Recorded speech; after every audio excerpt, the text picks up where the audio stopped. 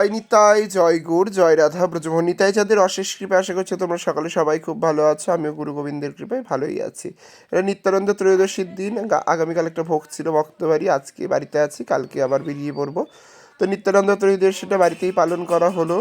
তো সকালে তো মঙ্গল অর্চনা একবার হয়ে গেছে সবার, আবার মধ্যাহ্নে অভিষেক হয়েছে ভগবানের। আমার গিরিধারী গোপাল, গিরিধারী শালিগ্রাম, নিতাই চাঁদ, হ্যাঁ, এদেরকে আবার দুপুরে অভিষেক হয়ে গেছে সবাইকে পঞ্চামৃত। এদের সকালে একবার পঞ্চামৃত সবারটা স্নান শৃঙ্গার হয়েছে। আর বসন্তকালীন শৃঙ্গারে পরে আবার আমি সোয়েটার পরেছি, কারণ ঠান্ডা আমাদের এখানে খুবই পড়ে আছে এখনো খুবই ঠান্ডা। তো যাই হোক, আর তো বাড়িতে আমি আর প্রকাশ্যই আছে, আর মা। এই হচ্ছে ভোগ লেগেছে ব্রতের দিন, ক্ষীর, ছানা, খেজুর আর শসা। তো বেশি ভক্তও নেই, আর প্রসাদও সেরকম পাওয়ার লোক নেই, তো এই ভোগ হয়েছে।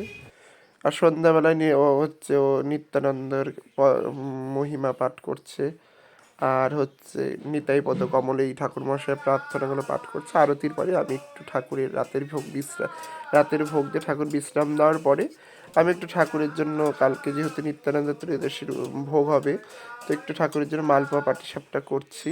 এই হচ্ছে মধ্যাহ্নকালীন ভোগ। খুব সকাল সকাল ভোগ হয়ে গেছে 10টার মধ্যে।